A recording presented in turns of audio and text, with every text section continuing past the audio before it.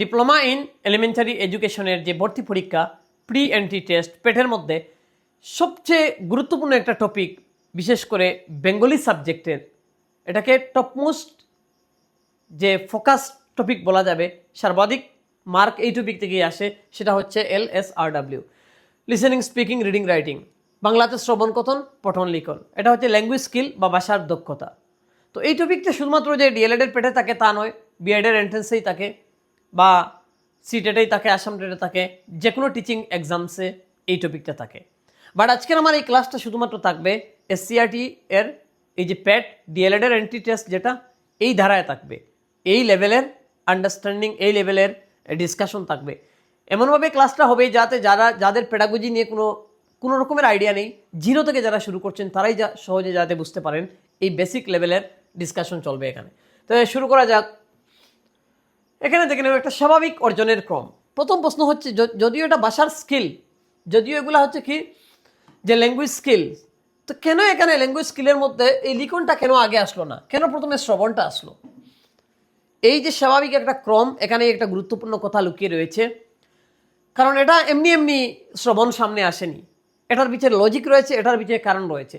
কারণ শ্রবণ হচ্ছে যে এই ল্যাঙ্গুয়েজের ভাষার যে মানে ল্যাঙ্গুয়েজ বা ভাষা অর্জনের বা ভাষার ক্ষেত্রে সবচেয়ে বেশি গুরুত্বপূর্ণ বা অন্যতম প্রধান গুরুত্বপূর্ণ হিসেবে ধরা হচ্ছে এই শ্রবণকে। কারণ একটা কথা আমরা সবাই জানি, বা একটা লাইন রয়েছে না, a good listener is a good speaker. So একজন ভালো যে শ্রোতা হচ্ছে একজন ভালো বক্তা হতে পারে যদি আপনি ভালো করে শুনতে না পারেন। কারণ শোনার জন্য অ্যাটেনশন লাগে, আমরা জানি যে শুনে ইন্টারেস্ট লাগে কারো কথায়। যে আজকে আমার কথা আপনারা শুনছেন, এর জন্য অবশ্যই ইন্টারেস্টের দরকার, আপনার অ্যাটেনশনের দরকার। আর তারপরেই তো আপনার এই শ্রবণ থেকেই বাকি আপনার কথন, পঠন, লিখন এগুলার মানে এক্সপান্ড হতে থাকে। তো এজন্যই হচ্ছে যে ভাষা ল্যাঙ্গুয়েজ স্কিলের প্রাথমিক শর্তই হচ্ছে কি শ্রবণ। এই জন্য এখানে শ্রবণ প্রথম এসেছে, তারপরে কথন, এরপরে পঠন এবং তারপরে লিখন। এই ধারাটা, এই যে ন্যাচারাল যে অ্যাকুইজিশন, অর্ডার অফ এটাকে ইংরাজিতে বলে অর্ডার অফ ন্যাচারাল অ্যাকুইজিশন, যে ভাষা অর্জনের যে স্বাভাবিক যেটা রুল, স্বাভাবিক যেটা অর্ডার, এটাই হচ্ছে। তো এখানে আমরা দুইটা ব্যাপার এখানে ভালো করে বুঝতে হবে। দেখুন আমরা শ্রবণ করি, তখন আমরা দেখুন একটা যে কোনো জিনিস শ্রবণ যখন করি, অবশ্যই আমার এখানে কথা আমার সঙ্গে কোনো রকম আর আপনাদের মানে টু ওয়ে কমিউনিকেশন হচ্ছে না, কিন্তু এখানে মানে সরাসরি কোনো কমিউনিকেশন নেই, কিন্তু তারপরে আমার কথা শুনছেন। তো এটা হচ্ছে ডিরেক্টলি শুনছেন, মানে আপনি রিসিভ করছেন, তার মানে শোনাটা রিসিভের সঙ্গে সম্পর্কিত, তাই না? এই শোনা। আর যখন আমরা পড়ি বা রিড করি, আমরা তো আজকে এখানে আলোচনা হবে রিডিং, শুধুমাত্র যে বড় বড় করে চিৎকার করে পড়ার নাম রিডিং নয়, বা আওয়াজ করে সাউন্ড করে পড়ার নাম রিডিং নয়। আমরা সাইলেন্ট রিডিংও করতে পারি। রিডিং দুই রকমের মুড আছে, রিডিংয়ের মুড দুইটা আছে, একটা হচ্ছে সাইলেন্ট রিডিং, একটা হচ্ছে লাউড রিডিং। আমরা এখানেই পরবর্তীতে পাবো। তো সাইলেন্ট রিডিং, লাউড রিডিং। তো রিডিং তার মানে আমি সাইলেন্টলি একজন মানুষ রিডিং করতে পারে, বা যারা একটু প্রাপ্তবয়স্ক এরা সবাই কিন্তু ম্যাক্সিমাম ক্ষেত্রে মানে কী করেন, সাইলেন্ট রিডিং করেন। তাই যখন আপনি রিডিং করবেন, তখন আপনি কোনো একটা জিনিস বুঝবেন, জানবেন, তখন মানে এগুলো হচ্ছে কি আপনার রিসিভ হচ্ছে, এখানেই ল্যাঙ্গুয়েজ স্কিল। তাহলে এই কি পেলাম, যে শ্রবণ আর পঠন। শ্রবণে ইংলিশ কি, এই যে লিসেনিং, আর পঠনটা হচ্ছে কি রিডিং। এই উভয়টা হচ্ছে আমরা কি করি, রিসিভ করে থাকি।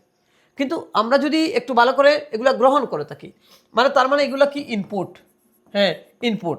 আর যদি আমরা বলার কথা, স্পিকিংয়ের কথা যাই বা লেখার কথা যাই, এটা হচ্ছে উৎপাদন, মানে আউটপুট। উৎপাদন মানে এটা মানে এটা আমরা প্রডিউস করি।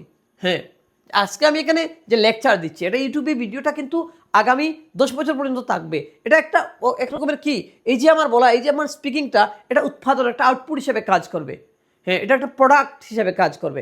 ঠিক তদ্রুপ মানে এই লেখাটা আজকে কবি নজরুল ইসলাম, কাজী নজরুল ইসলাম লিখেছিলেন, এই যে আজকে রবীন্দ্রনাথ ঠাকুর লিখেছিলেন, তাদের লেখাগুলো আজকে আমাদের জন্য সম্পদ। কেন? এই তাদের লেখাগুলা একটা কি হয়েছে, তারা প্রডিউস করেছেন, এটা আউটপুট হয়েছে।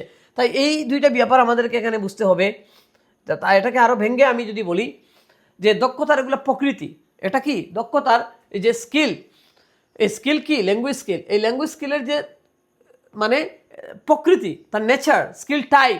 এই স্কিল টাইপ হচ্ছে কি, এগুলো তো প্রথমেই আমাদেরকে ক্লিয়ার হওয়া দরকার যে এই লিসেনিং, স্পিকিং, রিডিং, রাইটিং এগুলো কি, এগুলো হচ্ছে ল্যাঙ্গুয়েজ স্কিল, ভাষার দক্ষতা। আর এই স্কিলের টাইপ দুই রকমের সাধারণত থাকে, একটা হচ্ছে কি রিসিপটিভ আর একটা হচ্ছে কি প্রোডাক্টিভ।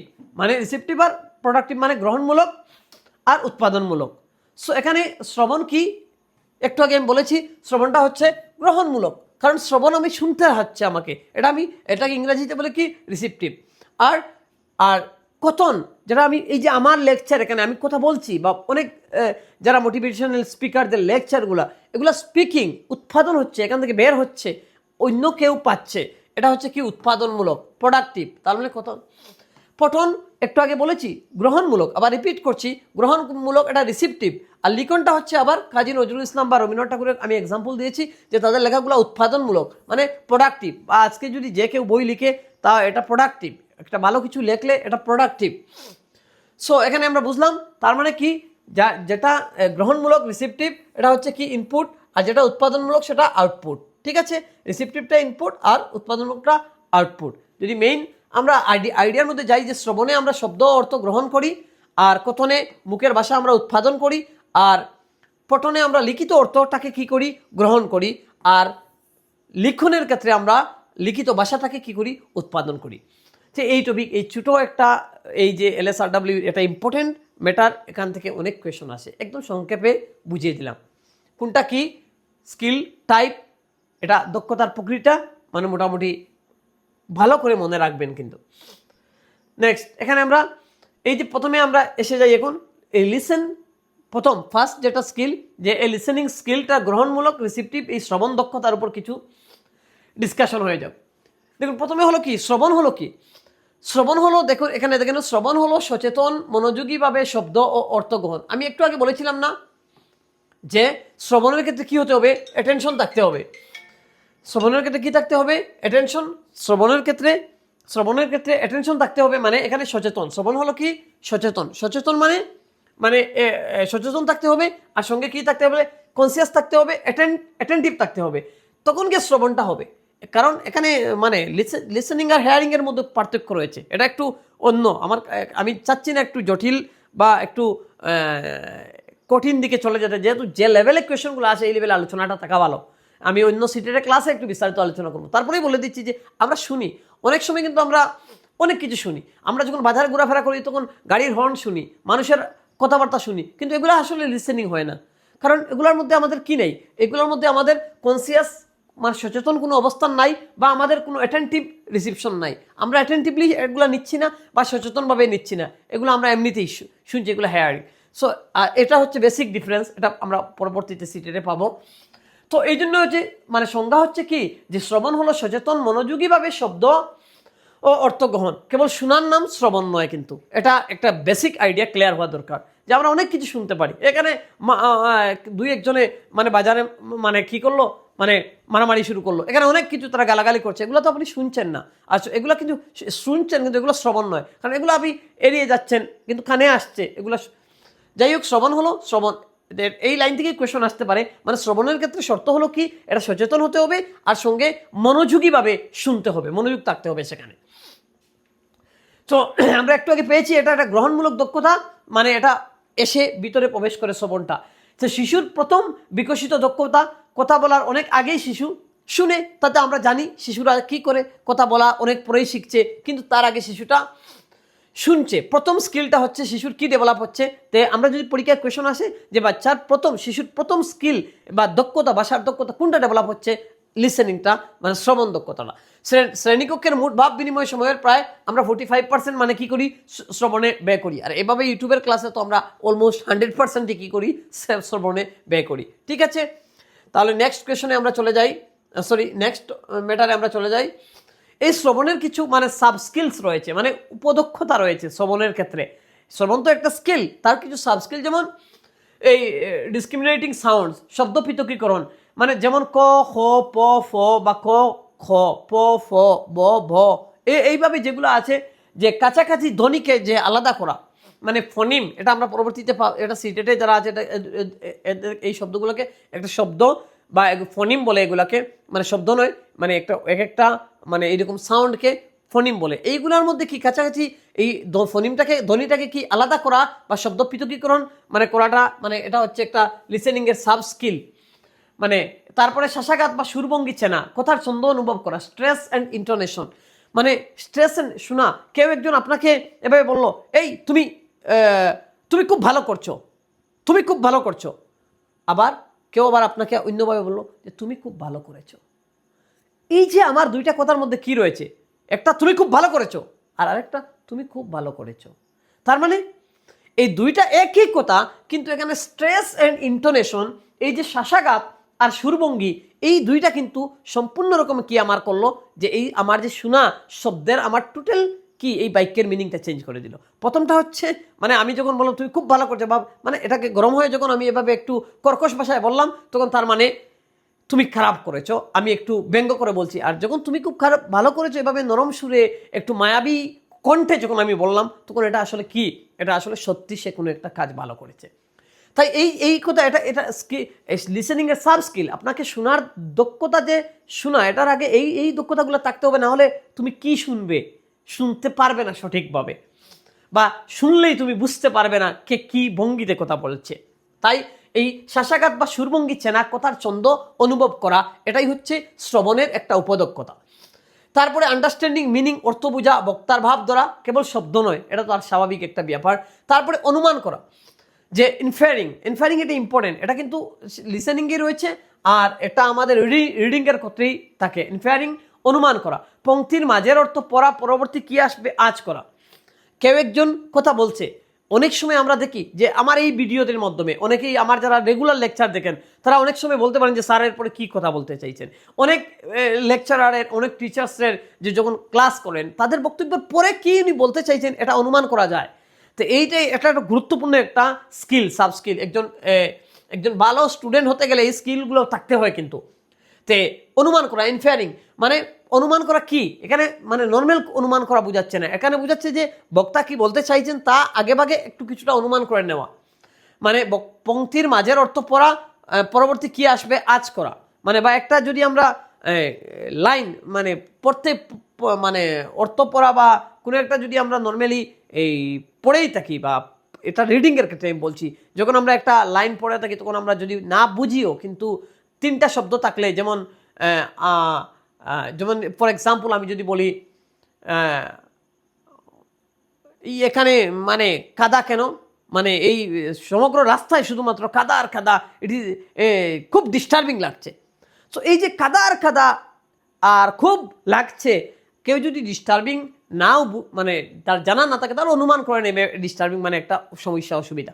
এটা হচ্ছে আসলে ইনফারিং। এটা কিন্তু রিডিংয়ের ক্ষেত্রে, আমি যেটা এক্সাম্পল করলাম সেটা রিডিংয়ের ক্ষেত্রে। তো পংক্তির মাঝের পরবর্তী কি আসবে আজ করা, এটা একটা শোনার ক্ষেত্রেই এভাবে হয়ে থাকে। আর শোনার সময় মূল বিষয় টুকে নেওয়া, এই যে আজকে মানে আমার এখানে ক্লাস নিচ্ছেন যারা বর্তমানে, এই তারা এই যে আমার ভিডিও দেখার সঙ্গে সঙ্গে আমি যা বলছি তার মধ্যে কিছু কি পয়েন্টস রয়েছে, এই কি পয়েন্টসগুলো নোট ডাউন করা, এটাই হচ্ছে একটা মানে লিসেনিংয়ের কি একটা সাব স্কিল হিসাবে আমরা ধরে নিতে পারি। তো এখানে শ্রেণীকক্ষের মধ্যে, একটা ক্লাসের মধ্যে একজন টিচার মানে কি করতে পারেন, এই মানে কি করা উচিত, যেমন ক্লাসরুম কি অ্যাক্টিভিটিস করা উচিত এই লিসেনিং স্কিলটাকে ডেভেলপ করার জন্য বাচ্চাদেরকে। এখানে টিচারের কি করা উচিত, টিচার অবশ্যই যে শিক্ষকের গল্প বলা, তারপর মৌখিক প্রশ্ন। শিক্ষক গল্প বলতে, স্টোরি টেলিংয়ের মাধ্যমে শিক্ষক কি, যদি শিক্ষক স্টোরি টেলিং এর মাধ্যমে লিসেনিং স্কিলগুলা কি বাচ্চার ডেভেলপমেন্ট করতে পারেন বা বিকাশ সাধন করতে পারেন, সেটাকে বাড়াতে পারেন। তারপর মৌখিক প্রশ্ন করলে মানে এটা তখন এইরকম হলে মানে লিসেনিংটা ভালো হয়। তারপরে কবিতা, গান, রেডিও, টিভি, সংবাদ, এগুলা শুনে নিজের ভাষার সারসংক্ষেপ করা। তারপরে কবিতা, গান, সংলাপের অডিও রেকর্ডিং শোনানো, এগুলা। কারণ এই অডিও রেকর্ডিংয়ের মাধ্যমে দেখো ভালো লিসেনিং কিন্তু অনেকটা গুরুত্বপূর্ণ। কারণ অনেক সময় আমরা দেখি মিমিক্রি, কেউ একজন প্রধানমন্ত্রী ঠিক সাউন্ডে কথা বলছে, কেউ একজন এটা অডিও লিঙ্গুয়াল মেথডের মাধ্যমে হয়ে থাকে, পরবর্তীতে আমরা এটা পাবো, মানে নিশ্চয়ই সে খুব ভালো করে শুনেছে, না শুনলে এগুলো প্র্যাকটিস তো হওয়ার কথা নয়। কেউ রাহুল গান্ধীর মিমিক্রি করতে পারছে, সেম টোন ইন্টোনেশনে কথা বলতে পারছে, এগুলো সে শুনছে, কিন্তু এখানে তার নিশ্চয়ই তার এইগুলো করার জন্য তার ভালো লিসেনিং স্কিল রয়েছে। এরপরে শ্রুতলিপি, ডিকটেশন, শুনে লেখা, শ্রবণ ও লিখন দুই শানিত করে, এটাকে শ্রবণও মানে তার অ্যাটেনশন দেওয়া শেখায়, বা শ্রবণ স্কিলটা, শ্রবণ দক্ষতাটা তার বাড়ে, আর সঙ্গে লিখন দক্ষতায় তার কি হয়, বিকশিত হয়। বা তারপরে সিমন সেইদ, মানে শ্রবণ খেলা, নির্দেশ অনুসরণ কাজ, এরকম কিছু প্লে আমরা বাচ্চাদেরকে করাতে পারি, যাহাতে কি মানে বাচ্চার এই ডেভেলপটা হয়, বিকাশটা হয়, লিসেনিং স্কিলটা। রেডিও টিভি সংবাদ শ্রবণ ও শ্রুতলিপি এটা শ্রবণ বিকাশের সর্বোত্তম হিসাবে মানে এটা নর্মালি সর্বাধিক দুটি কার্যকলাপ ধরা হয় আর কি। মানে রেডিও বা টিভি সংবাদ শ্রবণ ও শ্রুতলিপি এগুলা পেটে শ্রবণ বিকাশের সর্বোত্তম, মানে বাচ্চার লিসেনিং স্কিল বিকাশের সর্বোত্তম। এটা এই কনসেপ্টটাকে একটা কোয়েশ্চন প্রিভিয়াস ইয়ারে এসেছে, এজন্য এখানে উল্লেখ করা আছে। সো নেক্সট যদি আমরা বলি যে সাধারণ শ্রবণ ত্রুটি কি কি হয়, যেমন নির্বাচনী শ্রবণ, কেবল যা শুনতে চাই তাই শোনা। হ্যাঁ, মানে এটাকে বুঝতে পারছেন, মানে কেবল কমন লিসেনিং ডিফেক্ট যেগুলা, কেবল যাই শুনতে চায় তাই শোনা, এখানে আর নতুনভাবে কোনো কিছু নেই। শিক্ষকের কথা চলাকালীন আনমনা দিবাস্বপ্ন, ড্রেডিমিং, শিক্ষক কথা বলছেন কিন্তু ছাত্র সে অন্য একটা দেশে চলে গেছে, এভাবে সবার হয়ে থাকে না। যদি একটু বোর্ডিং ক্লাস হয় তাহলে তো আর অবশ্যই সে আরও কোন দুনিয়ার মধ্যে আছে। এখানে ড্রেডিমিং, কাছাকাছি ধ্বনির বিভ্রান্তি, অনেক সময় ক হ প ফ শ শ কনফিউজিং, এভাবে সিমিলার সাউন্ডসের ক্ষেত্রে হোক বা সিমিলার কোনো সেন্টেন্সের সাউন্ড ওয়ার্ডের সাউন্ডসের ক্ষেত্রে হোক। লক্ষ্য ভাষা বিল্লহনে মাতৃভাষা হস্তক্ষেপ, মাদার টং ইন্টারফারেন্সের, এইটাই কোনো সময় সাধারণ একটা ত্রুটি হিসাবে হয়ে থাকে।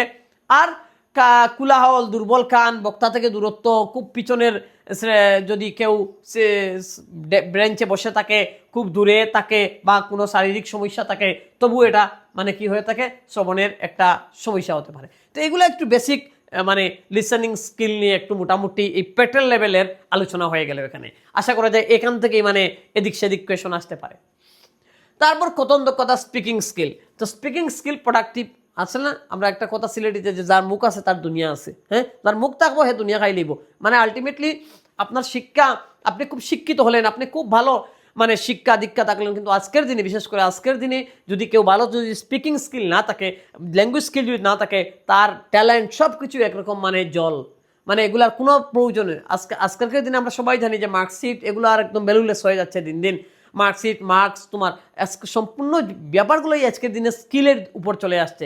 আর আগামী 3-4 বছরের তো সম্পূর্ণ কি 500% মানুষের সব কিছু যাচাই করা হবে স্কিলের দিক দিয়ে। তো স্কিলটা, প্র্যাকটিক্যাল স্কিলটা ইজ ভেরি ইম্পর্ট্যান্ট। তো এখানে এই পৃথিবীতে বাঁচতে হলে মানে আপনার স্পিকিং স্কিলটা আপনাকে থাকতেই হবে, নাহলে মানে আপনি জীবনের প্রতিটি ঘাতে ঘাতে মানে বিভিন্ন মানে মানে সমস্যার সম্মুখীন হবেন কিন্তু।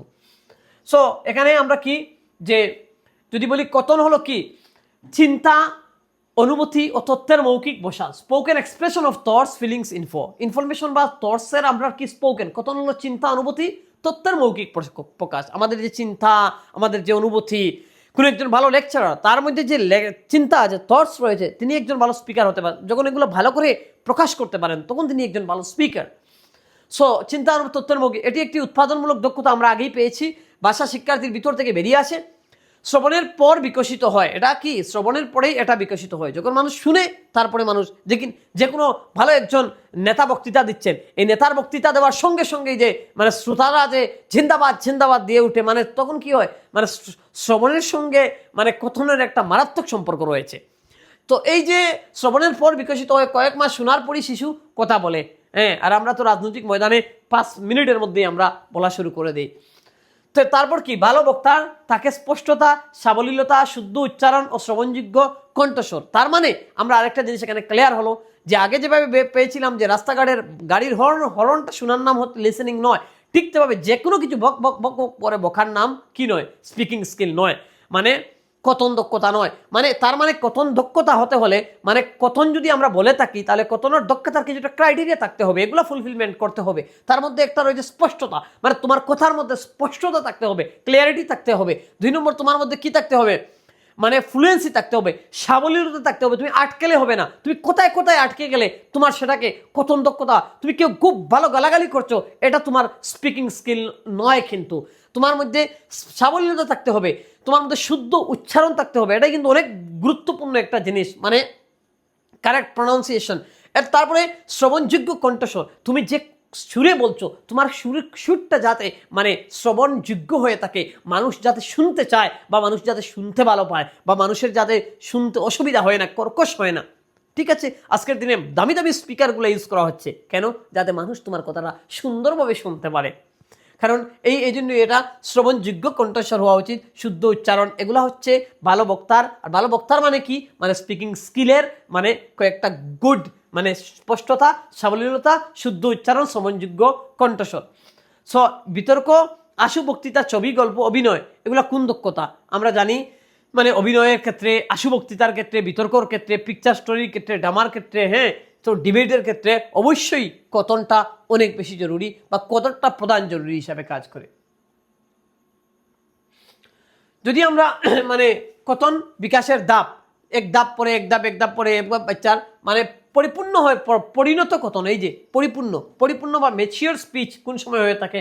আর প্রথমে তাকে তো বক বক পর্যায়ে আমরা সবাই জানি বাচ্চার মানে প্রথমে কুইং, হ্যাঁ, বাওয়েল, আমি গতদিন বলেছিলাম যে বাচ্চা বাওয়েল দিয়ে শুরু করে, কুইং মানে শুধুমাত্র বাওয়েল আ উ ই, তারপর বাচ্চা আচ্ছা আচ্ছা মা মা মা বা বা বা মা বা বা, এই ব্যাবলিংস টাইপও স্টার্ট হয়।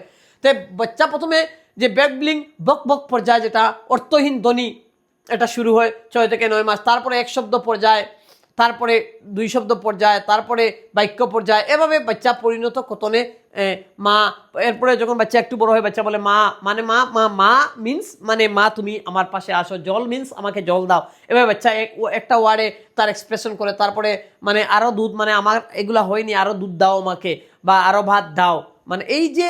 এরপরে আস্তে আস্তে সরল বাক্য, তারপরে বাচ্চা জটিল বাক্য, যৌগিক বাক্য, কমপ্লেক্স সেন্টেন্স এগুলোতে চলে যেতে পারে। এভাবে কথন বিকাশের ধাপ আছে।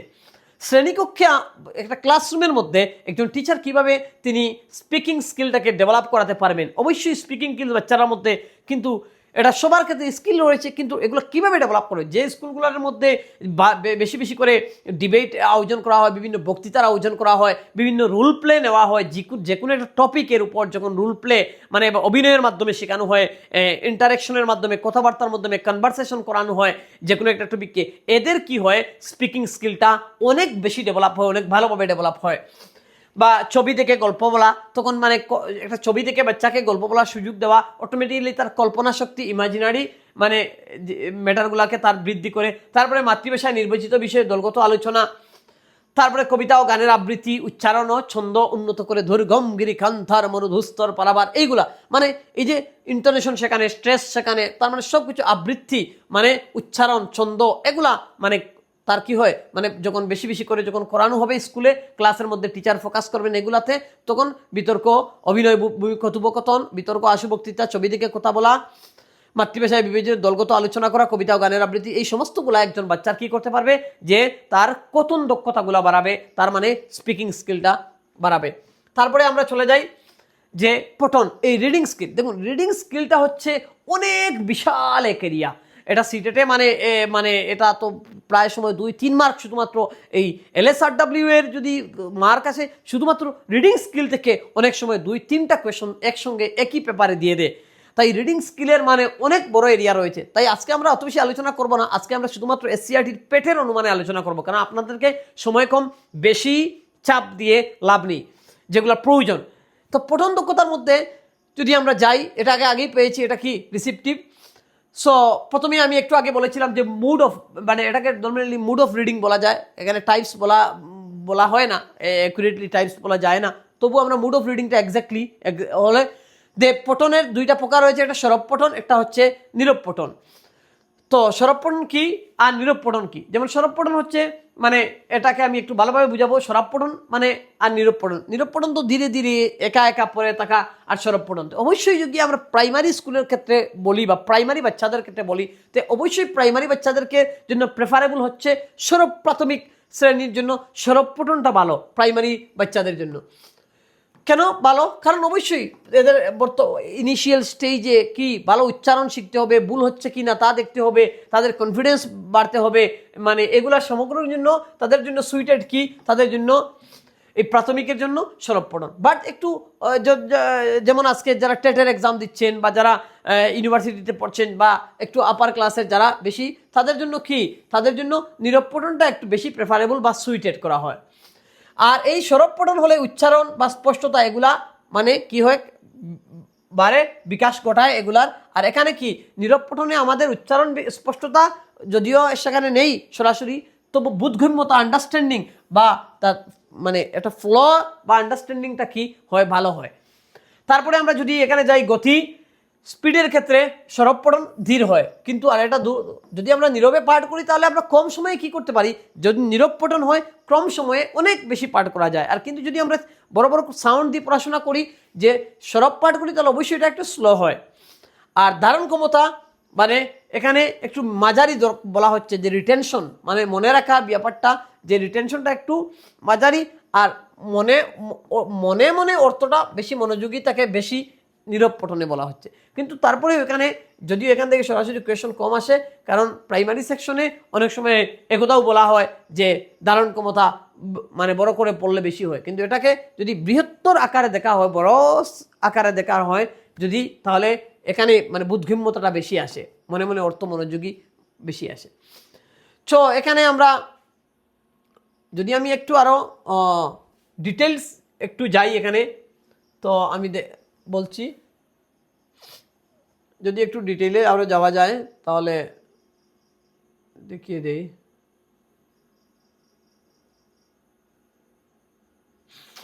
এই যেমন সাইলেন্ট রিডিং, সাইলেন্ট রিডিংটাকে একবার ধরবেন কিভাবে, সাইলেন্ট রিডিং থেকে ধরবেন যে এই reading the text in your mind without moving your lips or making any sound, কোনো সাউন্ড না করে মুখ না লাড়িয়ে কি যে পড়াটা হচ্ছে কি silent reading. It helps in better concentration, ভালো একটা কনসেন্ট্রেশন, স্পিড একটু বেশি থাকে, অ্যান্ড কম্প্রিহেনশন একটু আন্ডারস্ট্যান্ডিং আমাদের কি থাকে, ভালো থাকে, একটু আন্ডারস্ট্যান্ডিং কি থাকে, ভালো থাকে। So reading a passage or a text quietly in your mind without speaking allowed, এটাই হচ্ছে কি কিসের উদাহরণ, একটা প্যাসেজ আপনি পড়ছেন নীরবে এবং বুঝতে চাইছেন, এটা এখানে কি কিতে কোন ব্যাপারে আপনি ফোকাস করছেন, কম্প্রিহেনশন বা একটু বুদ্ধিমত্তার উপর কনসেন্ট্রেশন থাকছে, স্পিড থাকছে, আন্ডারস্ট্যান্ডিং থাকছে, সঙ্গে রিটেনশনও থাকছে, এইগুলা সে সাইলেন্ট রিডিং এর ক্ষেত্রে। আর এই সাইলেন্ট রিডিংটা ইমপ্রুভ করে, কনসেন্ট্রেশনটা বেশি থাকে সাইলেন্ট রিডিংকে, হ্যাঁ মানে এই নীরব পঠনে কনসেন্ট্রেশনটা বেশি থাকে, আর একটু বেটার রিটেনশনটাও একটু বেশি থাকে, ইনক্রিজেস রিডিং স্পিডটা বেশি থাকে, সেভস টাইমটা সেভ হয় বেশি, আর বেটার আন্ডারস্ট্যান্ডিং হয়, মোর লার্নিং ইন লেস টাইম, কম সময়ে বেশি শেখা যায় এই নীরব পাঠে। তো reading a text book in the library, এটাই হচ্ছে লাইব্রেরিতে বসে বসে পড়া, এটা এক্সাম্পল হচ্ছে নীরব পাঠ। কমপ্লিটিং অ্যাসাইনমেন্টস ও রিটেন ওয়ার্ক, এটাই হচ্ছে নীরব পাঠ। প্রিপেয়ারিং ফর এক্সামস ও নোটস, নীরব পাঠ প্রয়োজন হয়। Reading articles or magazine quietly, এটাই মানে রিডিং ই বুকস ও ডিজিটাল কন্টেন্ট, মোবাইলের মধ্যে বা ল্যাপটপের মধ্যে পড়া, এগুলো আমরা রিয়েল লাইফে এক্সাম্পল দেখে থাকি নীরব পাঠের। So when you read in silence your mind works faster, deeper and better. Okay, so এখানে একটা কোয়েশ্চন রয়েছে, when you want better concentration, more speed and deeper understanding, which reading skill should you use, তা আমরা silent reading কিল বা which mood যদি বলে, তো আমরা সাইলেন্ট রিডিং। যদি আমরা একটু রিডিং এর ক্ষেত্রে যাই, সাইলেন্ট লাউড রিডিং এর ক্ষেত্রে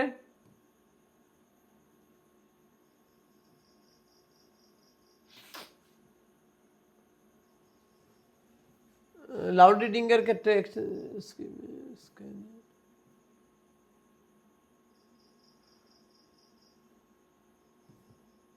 আচ্ছা যাই হোক, তো লাউড সাইলেন্ট রিডিংয়ের ক্ষেত্রে তো আমরা বুঝলাম, এখানে আমি স্লাইডটা আসে নাই, অসুবিধা নাই, আমি তো লাউড এইটা বুঝলেই আমরা অটোমেটিক্যালি লাউড রিডিংটা তুই বুঝে গেলাম এখানে। তো এই লাউড রিডিংয়ের ব্যাপারটা আশা করা যায় ক্লিয়ার হয়েছে। তাই এই দ্রুত যখন নীরব পাঠ আমরা ভালো করে বুঝলাম, তাহলে আর মেনলি লাউড রিডিংটা তো আমরা ভালো করে বুঝে নিলাম, কারণ এখানে সরব পাঠের বা প্রাথমিক শ্রেণী উচ্চারণ স্পষ্টতা ধীর এবং মাঝারি, এটাকে রিটেনশন বেশি থাকে। তো আমরা যদি নেক্সটে যাই, নিবিড় বনাম ব্যাপক পাঠন, তো এটাকে একটু intensive reading and extensive reading. তো এখান থেকেই কোয়েশন আসে যে ইন্টেন্সিভ রিডিং হচ্ছে মানে কি, এটা নিবিড় পঠন বাংলাতে, আর ব্যাপক পঠন হচ্ছে এক্সটেন্সিভ। তার মানে এটা আমি এখানে বুঝিয়ে দিই, তারপরে একটু পিকচার দেখিয়ে বুঝিয়ে দেবো, এটার এক্সাম্পল অসুবিধা নাই।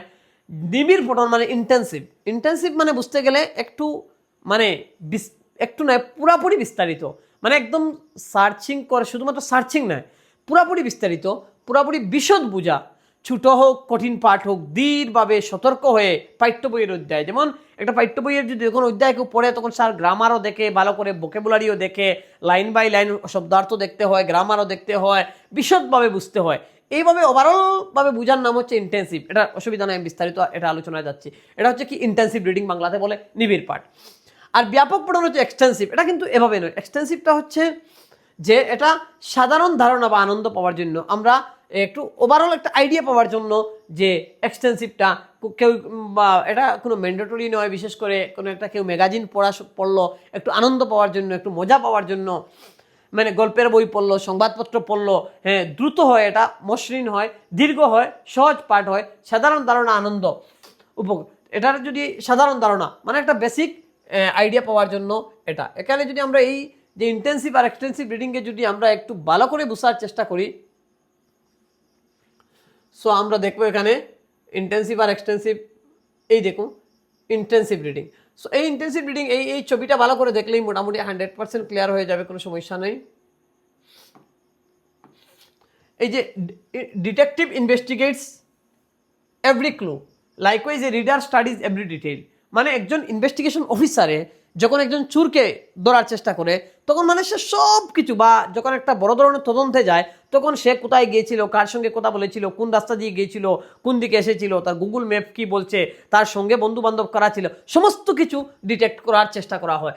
একজন reader studies every detail like vocabulary, grammar, meaning, sentence structure, এই সব কিছু যখন একজন রিডারে দেখে, রিডিং কেয়ারফুললি এবং খুবই সতর্কভাবে পড়ে এবং ডিপলি পড়ে, অত্যন্ত গভীরভাবে পড়াশোনা করে টু আন্ডারস্ট্যান্ড এভরি ডিটেল, শব্দার্থ, গ্রামার, ব্যাকরণ, অর্থ, সেন্টেন্স প্যাটার্ন, স্ট্রাকচার, সব কিছু যখন দেখার চেষ্টা করে একজন রিডারে, ভোকাবুলারি, গ্রামার, মিনিং, ডিটেলস, তখন সেটা হয়ে যায় কি ইন্টেন্সিভ রিডিং। মানে ইন্টেন্সিভ রিডিংটা আমার ডিটেইলের সঙ্গে সম্পর্কিত। রিডিং এ সাইন্টিফিক আর্টিকেল যখন আপনি পড়াশোনা করবেন, যখন একটা বৈজ্ঞানিক কোনো আর্টিকেল, সেটা হচ্ছে ইন্টেন্সিভ রিডিং। এখানে সব কিছু বুঝতে হবে। বা একটা লিগেল উকিল একটা বড় ধরনের নোটিশ পাঠিয়েছিল, এখানে প্রত্যেকটা শব্দ আপনাকে ভালো করে বুঝতে হবে। একটা শব্দ না বুঝে গেলে আপনি ফেসে যেতে পারেন। তাই এই যে আন্ডারস্ট্যান্ডিং এ লিগেল ডকুমেন্ট, এটাকে ইন্টেন্সিভ রিডিং এর প্রয়োজন হবে। মানে তারপরে রিডিং গ্রামার, রুলস, এখানে ইন্টেন্সিভ রিডিং এর স্টাডিং এ টেক্সট বুক, এগুলা কি তো detective investigators every clue likewise a reader. তো একটা কোয়েশ্চন আমরা এখানে আসতে পারে, মানে when you want complete understanding which reading skill should you use,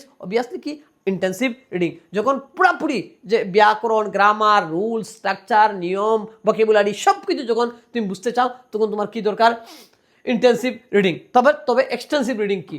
এখানে এক্সটেন্সিভ রিডিং হচ্ছে যে tourist, extensive reading one type of tourist কিন্তু যখন ঘোরাফেরা করে, আগে একজন পুলিশ অফিসারের সঙ্গে তুলনা দিয়েছিলাম, আর টুরিস্ট হচ্ছে মানে একটু টুরিস্টটা কেন এক্সটেন্সিভ রিডিং মানে এক্সপোজার। এক্সটেন্সিভের একটা মনে রাখার পদ্ধতি, এক্সটেন্সিভ মানে এক্সপোজার কারা এক্সপোজার করে? যারা একটু টুরিস্ট টাইপের মানুষ থাকে, যারা ঘুরে যায়, ব্লগ বানায়, সবাইকে দেখায়, এক্সপোজ করে, এরাই হচ্ছে extensive.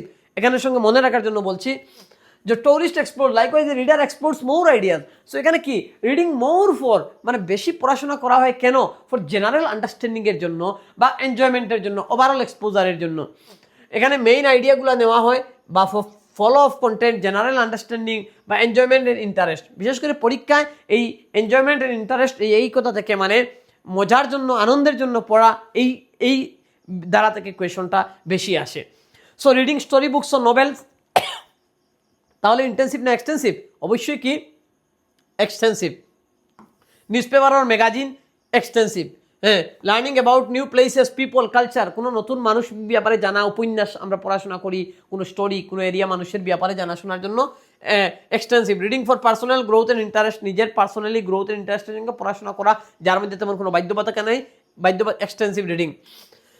So tourist enjoy the journey and explores more. ঠিক এভাবে একজন reader reads more and learns more, এই হচ্ছে সেটার নিয়ম। When you want knowledge, exposure and enjoyment, which reading skill. তো যখন এক্সপোজারের জন্য, এনজয়মেন্টের জন্য, নলেজের জন্য, পার্সোনাল গ্রোথের জন্য আমরা যখন পড়াশোনা করি, নিজের ব্যক্তিগত বিকাশের জন্য, তখন সেটা হয় কি এক্সটেন্সিভ রিডিং। এগুলো একটু মানে প্রো নোটস আর কি, আমি সিটেটের জন্য সেগুলো আপনাদেরকে এখানে বুঝালাম। সো নেক্সট আমরা চলে যাই, যে এখন আমরা বুঝলাম যে এই আইডিয়া, এই ধারণা, এই এরিয়া থেকে কিন্তু কোয়েশনগুলা বেশি আসছে বা এসে থাকে। তারপরে আমরা চলে যাব যে পঠন হলো কি? পঠন হলো লিখিত প্রতীককে অর্থে রূপান্তর, একটি গ্রহণমূলক দক্ষতা, মানে ডিকোডিং সিম্বলস ইনটু মিনিং। মানে এই যে এ বি সি, এগুলো তো সিম্বল, এগুলোর ডিকোডিং করা, এটার একটা বড় ধরনের কনসেপ্ট রয়েছে সিটেটে, যেমন ডিকোডিংটা কি আসলে। তো শোনা পঠন হলো কি লিখিত প্রতীককে অর্থে রূপান্তর। কারণ এই জন্যই কথা আছে এখানে, কারণ আমরা আম বলি কিন্তু ইংরাজিতে ম্যাঙ্গো বলে, চাইনিজরা আরও কিছু বলে, জাপানিজ। তার মানে বোঝা গেল যে ভাষার সঙ্গে তার অরিজিনাল মানে মিনিংয়ের তেমন ডাইরেক্ট কোনো রিলেশন নেই। এই কনসেপ্ট থেকে কোয়েশন সিটেটে আসে। তো এখানে এই জন্য আমি বলছি মানে ডিকোড করার এই জন্য ভাষার এগুলা আমরা যে লিখি যেগুলো ওয়ার্ড এবিসি এগুলোকে সিম্বল ধরা হয়। সো পঠন হলো লিখিত প্রতীককে অর্থ রূপান্তর, অর্থ শোনাও বলার পরে তৃতীয় স্থানে এগুলো বিকশিত হয়। সংবাদপত্র পঠন দক্ষতা, এটা আমাদেরকে বলা হয় যে পঠন দক্ষতা কি বিকাশ করে, মানে এত ভিতর থেকে না আসলে নর্মালি এভাবে কোয়েশন পেটে এসে যায় যে শ্রবণ দক্ষতা কিসের মাধ্যমে উন্নত করা হয়। নিউজ পেপার এগুলোর মধ্যে তো আর ইন্টেন্সিভ এক্সটেন্সিভ এগুলো চাইছে না, এগুলোর কথাই নেই। তো সংশোধন সহ সরব পঠন প্রাথমিকে ভুল উচ্চারণ সারায়, তারপরে নীরব পঠনের পরে বুথ পরীক্ষার প্রশ্ন দেওয়া হয়, গ্রন্থাগার পিরিয়ড মুক্ত বৈচিত্র্যময় পঠন উপকরণ থাকে। এখন আমরা আসলাম লিখন। আমি কিন্তু পঠনে কিছুটা টপিক ছেড়ে দিয়েছি, বিশেষ করে পঠনের মধ্যে যেগুলা আচ্ছা আরেকটা ছোটো টপিক এখানে পঠনের মধ্যে অ্যাড করে দিই, যেটা হচ্ছে স্ক্যানিং অ্যান্ড স্কিমিং। যেহেতু এসে যেতে পারে, যদিও এটা সিটেটে আসে, তারপরে এটা একটা কমন টপিক, কখনো পেটে আমি আগে পাইনি, কিন্তু যদি এসে যায় বাই চান্স।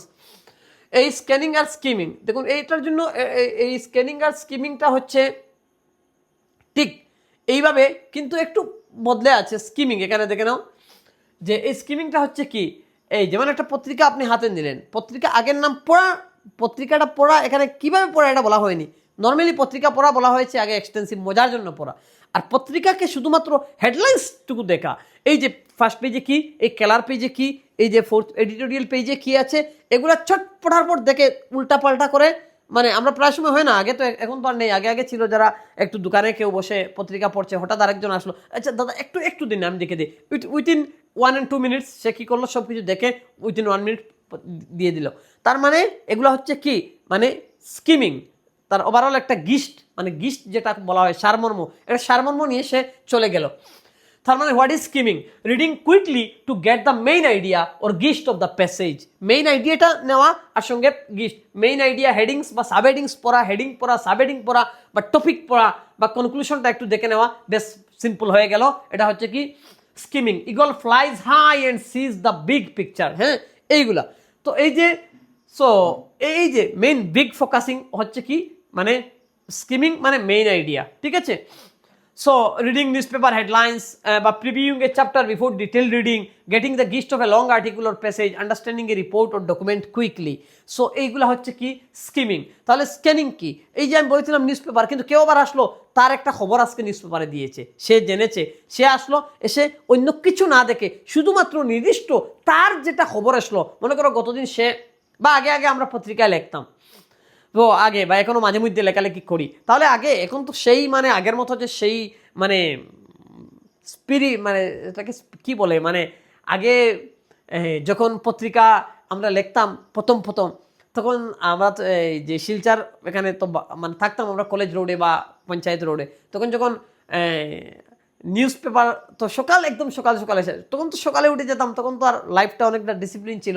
তো সকালে যখন আমরা উঠতাম তখন আমরা মানে অপেক্ষা করতাম, মানে কখন, মানে যদি একটু পত্রিকা দেরি হয় তখন আমরা হেঁটে রাঙ্গিরখাড়ি পয়েন্টে, সেখানে মানে পত্রিকারা যারা মানে এই হকাররা যারা দিতেন পত্রিকা, তারা কিন্তু সেখানে এগুলো বাদাবাদি করতেন। তো হেঁটে মর্নিং ওয়াকে সেখান থেকে গিয়ে আমরা পত্রিকা নিয়ে আসতাম। মানে পত্রিকার প্রতি এত একটা মানে ইন্টারেস্ট ছিল আর কি, আকর্ষণ ছিল। কিন্তু সেখানে গিয়ে আমার লেখাটি প্রকাশ হলো কি, প্রভাতী প্রসঙ্গের মধ্যে আমার কবিতা আসলো কি, আমার লেখা আসলো কি, বা 4 নম্বর পেজে, সেটা কিন্তু আমরা খুলে দেখতাম। যদি আসে তখন পত্রিকা হাতে নিয়ে অন্য কোনো কিছু চাওয়াচাবি হতো না, সিম্পল 4 নম্বর পেজে, বা প্রভাতী প্রসঙ্গেরও থাকলে 10 নম্বর পেজে, বা আরও কয়েকদিন দৈনিক সাময়িক প্রসঙ্গে ইউথ আড্ডা ছিল, সেখানেই আমার কিছু লেখা প্রকাশ পেয়েছে, তো ইউথ আড্ডা 10 নম্বর পেজে আমরা খুলে দেখতাম। তো ইনস্ট্যান্টলি শুধুমাত্র আমার স্পেসিফিক কবিতাটা আসেনি, এই যে স্পেসিফিক ইনফরমেশন, এটা খুঁজে বের করার নাম হচ্ছে কিন্তু স্কিমিং নয়, এটা খুঁজে বের করার নাম হচ্ছে স্ক্যানিং, মানে সার্চ করা। স্ক্যানিং মানে সার্চ করা। তো সেই ইন্টারেস্টিং মানে মনে পড়ে গেল আমার এগুলা, একটু নস্টালজিক, মানে একটু ভালো সময় ছিল অনেকটা। তখন আমরা এই যে একটা ছাপা অক্ষরে নিজের পত্রিকার মধ্যে যে নিজের নাম এসেছে ছাপা অক্ষরে বা একটা লেখা, এটা অনেক বড় একটা অনুভব, সেলফ স্যাটিসফ্যাকশনের অনেক বড় একটা বিষয় ছিল। তো আজকের তো প্রজন্মের মধ্যে অনেকেই কিন্তু এগুলা তো মানে কম, মানে এগুলার মধ্যে একটু তো নেই, এই সময় চলে গেছে। তো আমি তো হয়তো কিছু লেখালেখি করতাম, যারা লেখালেখি করতেন না আমার অনেক সহপাঠী ছিলেন, তারাই কিন্তু পত্রিকার জন্য অধীর আগ্রহে কিন্তু অপেক্ষা করতেন। আমরা যেখানে থাকতাম সেখানে কিন্তু আমরা পত্রিকা আনতাম, মানে আমরা একটু চাঁদা তুলে সবাই দিতাম, কিন্তু পত্রিকা আনতাম। পত্রিকা কিন্তু সবাই পড়তো, এটা তো কেউ বাকি ছিল না, সবাই কিন্তু পত্রিকা পড়তো। আর আজকের দিনে যত আমরা এই যা যা কিছু করি না কেন, পত্রিকার আসলে মানে প্রিন্ট মিডিয়ার আসলে অল্টারনেটিভ নেই। বিশেষ করে এই যে কম্প্রিহেনশন, আন্ডারস্ট্যান্ডিং, নলেজ, ভোকাবুলারি বা এই যে স্কিল বা যেগুলো এখানে রয়েছে, বিশেষ করে ল্যাঙ্গুয়েজ স্কিল রয়েছে, এই ভাষার যে এখানে আমি বললাম না ভোকাবুলারিগুলা, ভাষার একটা সিস্টেম বোঝা, ভাষার যে একটা ধারাবাহিকতা, ভাষার সৌন্দর্য, ভাষার মাধুর্য, এগুলো কিন্তু একজনে পেতে হলে পত্রিকার আসলেই কোনো বিকল্প নেই। তাই কিন্তু এগুলো আমরা পড়াশোনা করেছি কিন্তু। সো যাই হোক, এই যে পত্রিকার মধ্যে নিজের একটা লেখা বা আগে আরেকটা জিনিস ছিল শব্দজাল। তাই আমার এই শব্দজাল কিন্তু অনেকটা ভোকাবুলারি ডেভেলপমেন্ট করতো, অনেকটা কিন্তু ভোকাবুলারির ক্ষেত্রে কিন্তু শব্দজাল সেরা ছিল। এই শব্দজাল জানেন কীরকম? অনেকেই হয়তো জানেন না, তোমাদের মধ্যে হয়তো অনেকেই এই ধারণা নেই, তাই আমি একটু দেখিয়ে দিলাম, কোনো অসুবিধা নেই, একটু সময় নষ্ট হচ্ছে। এই শব্দজালটা কীভাবে ছিল তো এটাই একটু দেখিয়ে নেই যে শব্দজালটা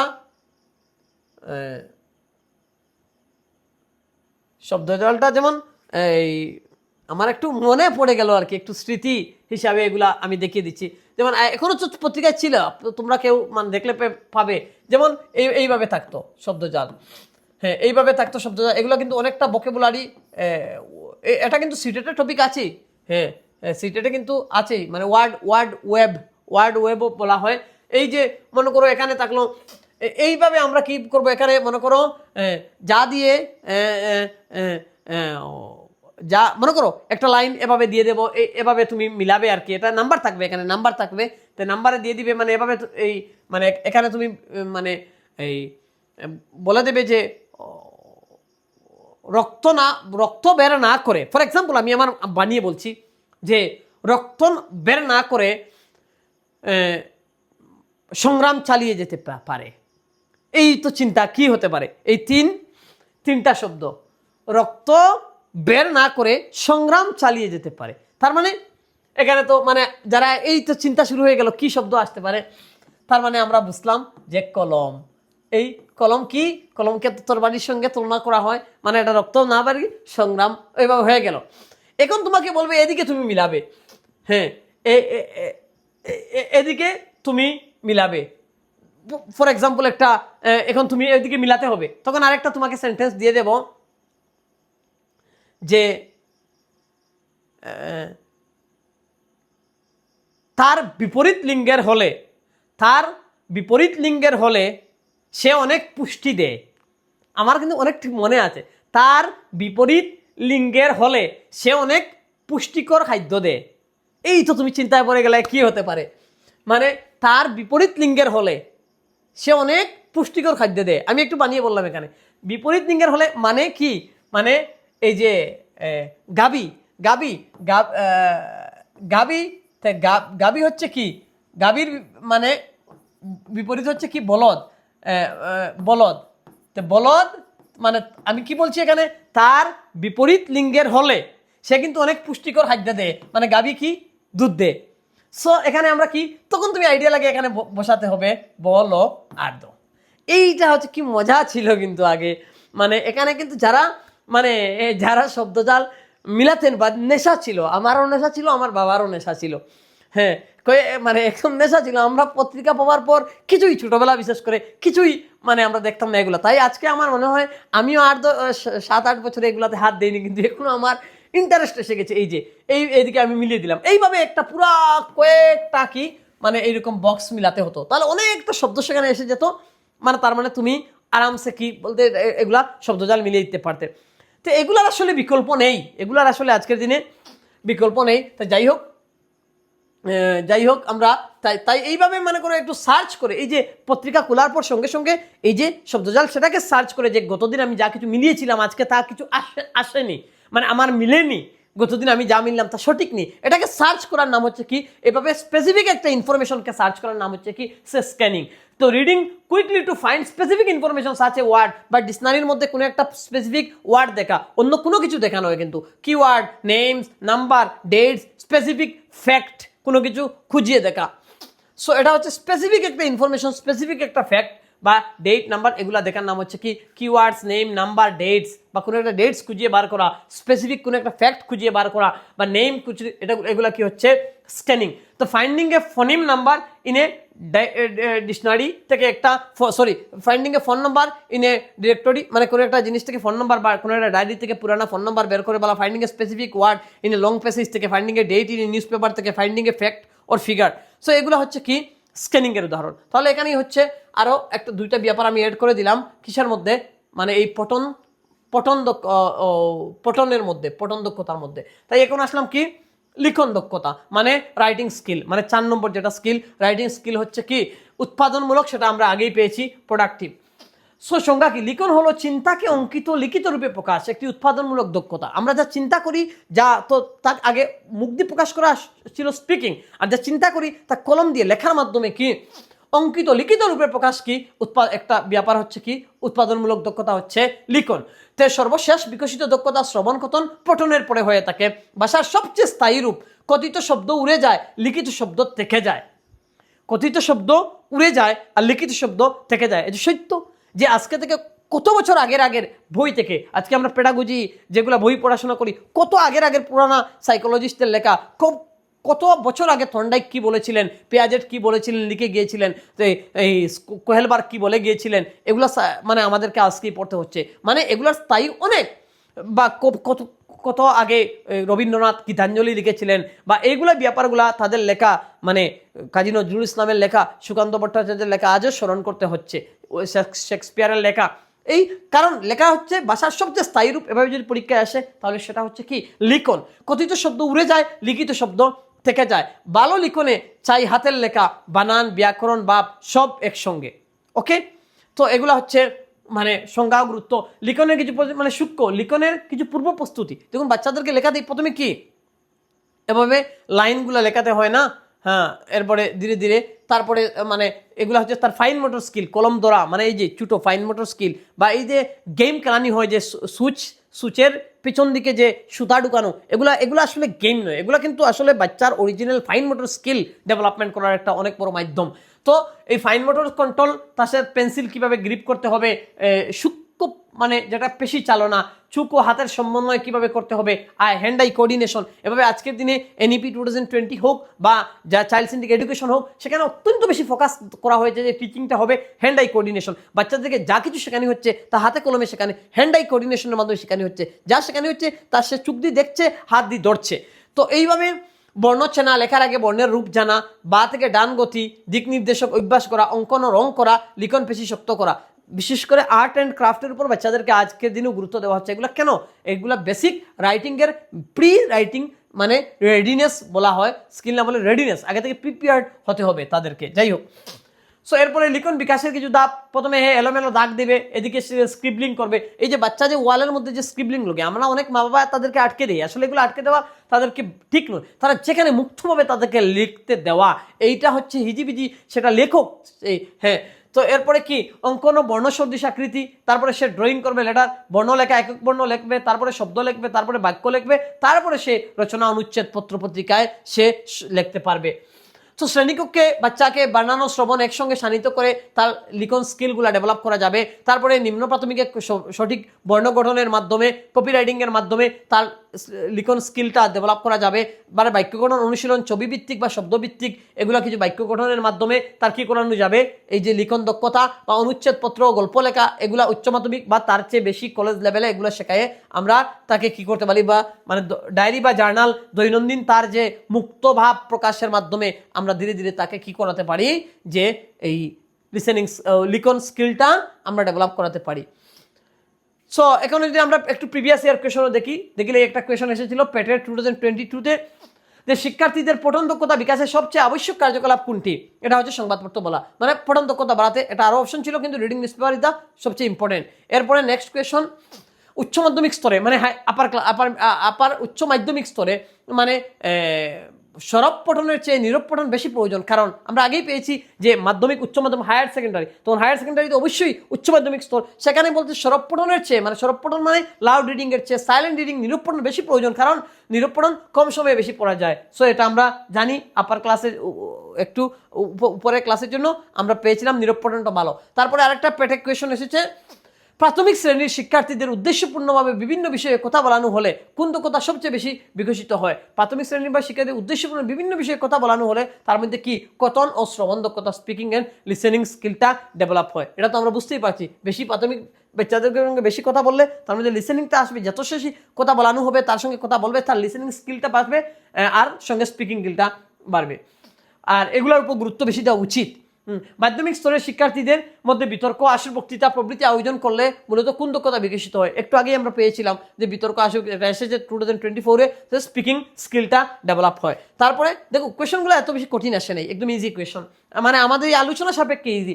প্রাথমিক বিদ্যালয়ের শিক্ষার্থীদের, প্রাথমিক মানে এলপি স্কুলের, মানে প্রাথমিক বিদ্যালয় মিনস 1 to 8, তো শিক্ষার্থীদের শ্রবণ ও কথন দক্ষতা বিকাশে সবচেয়ে উপযোগী কৌশল কোনটি? শ্রবণ ও কথন মানে শুনবে সঙ্গে বলবে, তার এটা হচ্ছে রোল প্লে, অভিনয় ভূমিকা, ড্রামা, রোল প্লে মানে বা ডায়ালগ, এটা হচ্ছে সবচেয়ে মানে উন্নত বা সবচেয়ে ভালো একটা পন্থা। অভিনয় ভূমিকা, অভিনয় বা কথোপকথন। অভিনয় শিশুকে ইঙ্গিত শুনে সংলাপে সাড়া দিতে শেখায়। স্বাভাবিক ও উপবিজ্ঞ উপায়ে শ্রবণ ও কথন একসঙ্গে বিকশিত হয়। প্রাথমিক স্তরের জন্য খুব বেশি আদর্শ এটা, মানে ছোট ছোট ক্লাসে এটা বর্তমানে প্যাডাগজির ক্ষেত্রে বলা হচ্ছে যে যত বেশি বাচ্চাদেরকে রোল প্লের মাধ্যমে শেখানো হবে, তো সে তত বেশি তা শক্তিশালী হবে, তত বেশি তা ভালো হবে। তারপরে নেক্সট কোয়েশন, ছবি থেকে গল্প বলানো হলে কোন দক্ষতা বিকশিত হয়? অবশ্যই ছবি থেকে কথা বললেই কি স্পিকিং স্কিলটা তার ডেভেলপমেন্ট হবে। সেখানে কি হতে পারে যে এই ছবি থেকে গল্প বলা শিশু পর্যবেক্ষণ করবে, শব্দ ভাণ্ডার ও ব্যাকরণকে মৌখিক বাক্যে সাজাতে হয়, সরাসরি কথন দক্ষতা গড়ে। তারপরে আমরা নর্মাল আরও কয়েকটা এমসিকিউ এখানে আমরা সংক্ষেপে সঙ্গে আলোচনা করে নেই, যে ভাষা শিক্ষায় 4টি দক্ষতা অর্জনের স্বাভাবিক ক্রম কোনটি? অবশ্যই শ্রবণ কথন লিখন পঠন, শ্রবণ কথন পঠন লিখন, ওকে আমরা পেয়েছিলাম। নেক্সট কোয়েশন, কোন জোড়া গ্রহণমূলক ভাষা দক্ষতা? আমরা জানি গ্রহণ মানে রিসিপটিভ, মানে শ্রবণ ও পঠন, আমরা আগে পেয়েছি। নেক্সট কোয়েশন, কথন ও লিখন কোন শ্রেণীর দক্ষতা? কথন মানে কথা বলা, মানে এই যে ইউটিউবে আমি লেকচার দিয়েছি, আর লিখন মানে যে রবীন্দ্রনাথ বা যারা যারা লিখেছেন, মানে এদের কি উৎপাদনমূলক দক্ষতা। তারপরে নেক্সট কোয়েশন, কোন কার্যকলাপ একসঙ্গে শ্রবণ ও লিখন দক্ষতা বিকাশ করে? শ্রবণ ও লিখন, এই যে শ্রুতিলিপি, এই শ্রুতিলিপি এগুলা উভয়টা বিকশিত করে, আমরা পেয়েছি। টিভি সংবাদ শুনে নিজের ভাষায় সারসংক্ষেপ করা কোন দক্ষতার কার্যকলাপ? টিভি সংবাদ শুনে অনেকে, এই যে একটু আগে বলেছিলাম না, এই যে মিমিক্রি করে অন্যর কথা শুনে আবার সে নিজে ভাই বল, এটা অবশ্যই শ্রবণ দক্ষতা থাকতে হবে। এই টিভি শুনে পরে সে নিজের মাধ্যমে বলতে পারে, এটা অনেক সময় একটা ভুল করার চান্স আছে। টিভি সংবাদ শুনে নিজের ভাষায় সারসংক্ষেপ করা, অনেকে এটাকে স্পিকিং স্কিল দিয়ে দেবে, কিন্তু মনে রাখতে হবে যে টিভি সংবাদ শুনে সে নিজের ভাষায় পরে বলছে, তার মানে এখানে তার সবচেয়ে বেশি দক্ষতা কি? শ্রবণ দক্ষতা। মূল উপাদানটা হচ্ছে শ্রবণ নির্ভর, শিক্ষার্থীকে আগে কথা বুঝতে হয়, তাই এটি সবচেয়ে সরাসরি শ্রবণ কার্যকলাপ। ক, খ বা প, ফ এর মতো কাছাকাছি ধ্বনিগুলি গুলিয়ে ফেলা কিসের ত্রুটি? মানে শ্রবণ বা ধ্বনি পৃথকীকরণ ত্রুটি। ছবি থেকে গল্প বলা কোন দক্ষতা বিকাশের সর্বোত্তম? কথন দক্ষতা। মাধ্যমিক বিদ্যালয়ে বিতর্ক, আসে কোন দক্ষতা বিকাশের সর্বোত্তম উপযোগী? কথন দক্ষতা। একটু গুড়িয়ে দেওয়া হয়েছে এটা। প্রাথমিক বিদ্যালয়ে শিশুদের শ্রবণ ও কথন দক্ষতা একসঙ্গে বিকাশের সবচেয়ে উপযোগী হচ্ছে অভিনয় ভূমিকা, একটু আগে পেয়েছি। প্রাথমিক শ্রেণীর শিশুদের কবিতা আবৃত্তি মূলত কি উন্নত করে? উচ্চারণ ও কথনের সাবলীলতা, কবিতা সাবলীলতা আসে। তারপরের কোয়েশন হচ্ছে, উচ্চ মাধ্যমিক স্তরে অধিক পরিমাণ পাঠ আয়ত্ত করতে কোন ধরনের পঠন সবচেয়ে বেশি উপযোগী? উচ্চ মাধ্যমিক স্তরে অবশ্যই নীরব পঠন, আমরা পেয়েছি। ছোট কঠিন অনুচ্ছেদ প্রতিটি শব্দ বুঝতে যত্ন সহকারে পড়াকে কি বলে? মানে ছোট বড় সব অনুচ্ছেদ, সেটা হচ্ছে ব্যাপক পঠন না নিবিড় পঠন? ইন্টেন্সিভ রিডিং, আমরা আগেই বলেছি যে ভালো করে বুঝতে হলে কি লাগবে? ব্যাপক পঠন হলে হবে না, নিবিড় পঠন লাগবে। যত ভালো বুঝার ক্ষেত্রে নিবিড় পঠন। তো এখানে এই যে স্কিমিং এসে গেছে, কিন্তু অপশনে আমি কিন্তু আলোচনা করে নিয়েছি। তারপরে কি, কেবল আনন্দ সাধারণ অর্থের জন্য অনেক সহজ গল্পের বই পড়া কিসের? ব্যাপক পঠন, মানে এক্সটেন্সিভ রিডিং, একটু আগে বলেছিলাম। তারপরে শিক্ষার্থীদের সংবাদপত্র গল্প প্রভৃতি পড়তে দিলে মূলত কোন দক্ষতা বিকশিত হয়? পঠন দক্ষতা, অবশ্যই। তারপরে প্রাথমিক শ্রেণীতে সরব পঠন বিশেষভাবে উপযোগী কেন? প্রাথমিক বিদ্যালয়ে সরব পঠন ওই কারণে বেশি উপযোগী, কারণ উচ্চারণগুলো শুধরায় বা স্পষ্ট ভাষণে অভ্যস্ত করে। তারপরে শিশুর মধ্যে সবচেয়ে শেষে বিকশিত ভাষা দক্ষতা কোনটি? সেটা হচ্ছে লিখন দক্ষতা, একটু আগে পেয়েছি। তারপরে চোখ হাতের সমন্বয়, এই যে হ্যান্ড আই কোঅর্ডিনেশন, পেন্সিল ধরা, বিন্দু জোড়া কোন দক্ষতার পূর্ব প্রস্তুতি? লিখনের পূর্ব প্রস্তুতি। এগুলো না হলে, ফাইন মোটর স্কিল ভালো করে না হলে কোনোদিন ভালো লিখতে পারবে না। এরপরে কি শ্রুতলিপি মূলত কেন দেওয়া হয়? শ্রবণ ও লিখন একসঙ্গে অভ্যস্ত করার জন্য। তারপরে যে শিক্ষণ পদ্ধতিতে প্রথমে নিয়ম সূত্র দিয়ে পরে উদাহরণ দেখানো হয় তাকে বলে অবরোহী। আচ্ছা যাই হোক, এখানে এই কোয়েশনটা এসেছে, এগুলো আমরা স্কিপ করে নেই, এটা আরেকটা টপিকের ব্যাপার, আমি পরে আলোচনা করব। অবরোহী আর আরোহী, ইন্ডাকটিভ ডিডাকটিভ মেথড, আমাদের এখানে আলোচনা নয়। তাহলে যাই হোক, এটা হচ্ছে মেজর টপিক এসসিআরটি পেটের একটা বেঙ্গলি ল্যাঙ্গুয়েজের ক্ষেত্রে, ভাষার এই সাবজেক্টের ক্ষেত্রে 2-3টা কোয়েশন এই টপিক থেকেই পেয়ে যাবেন। অলরেডি তো পেটের মধ্যে দেখেছেন যে 2020 যে 3টা কোয়েশন এসেছে। তারপরে নেক্সট টপিকটা হচ্ছে আমি মেথডস নিয়ে আলোচনা করব, এটাই হচ্ছে নেক্সট। আমি মানে আমার কাছে তো অলরেডি আমার যে কোর্স আছে, কোর্সের মধ্যে তো অলরেডি দেওয়া রয়েছে কোন টপিকে কতটা মার্কস ওইটাই রয়েছে। এটা হচ্ছে বেঙ্গলির top number 1 topic, number 2 topic এরপরে আমি আলোচনা করব, এরভাবে নাম্বার 3 টপিক আলোচনা করার চেষ্টা করব সময় যতদিন সম্ভব হয়। আর বাকি চেষ্টা করব মানে কোর্সে একটু বেশি ভিডিও দেওয়ার জন্য। আর যারা যারা এই সামগ্রিক ব্যাপার, এগুলো তো নোটস আকারে অবশ্যই রয়েছে, এখানে তো আমি আলোচনা করছি স্লাইডের মাধ্যমে। এই যাবতীয় নোটসগুলো অলরেডি আমার পেটের ডিএলএড এন্ট্রান্স টেস্টের যে আমার আসাম এক্সাম গাইড এই এর মধ্যে অলরেডি দেওয়া রয়েছে। এই আসাম এক্সাম গাইড অ্যাপের মধ্যে যারা যারা এই আমার আসাম এক্সাম গাইড যাদের আছে অলরেডি ডাউনলোডেড, তারা তো অবশ্যই যে এটা তো হচ্ছে সিটেড বাংলা কোর্স, তো যদি এখানে হোমে যায়, এখানে এই আমার আগে দেওয়া রয়েছে এই যে ডিএলএড প্যাড, এই ডিএলএড প্যাড কমপ্লিট কোর্স, মানে এখানে প্রত্যেকটা টপিকের কন্টেন্টের মধ্যে দেওয়াও রয়েছে এইগুলা। এই যে আছে এখানে কন্টেন্ট রয়েছে, কন্টেন্টে আজকে যে মনে করেন এই যে বেঙ্গলি, এই বেঙ্গলি যে 15 মার্কস আছে, এই বেঙ্গলির 15 মার্কসের এই যে প্রথম টপিকটা আজকে আমি দিলাম, যে এই বেঙ্গলির টপিক এলএসআরডব্লিউ, এই এলএসআরডব্লিউটা আলোচনা করলাম। তারপরের টপিকটা এখানে আলোচনা এইভাবে হবে, মানে মেথডগুলোও রয়েছে। তো যাই হোক, এখানে সব টপিকের নোটস অলরেডি দেওয়া রয়েছে, যে কেউ মোটামুটি মানে চাইলে পারচেস করে এখান থেকেই নোটসগুলো ভালো করে দেখে প্রিপারেশন নিতে পারবেন। ঠিক আছে, আজকের ক্লাস এখানেই, পরবর্তী আরেকটা ক্লাস নিয়ে আসার চেষ্টা হবে। ধন্যবাদ।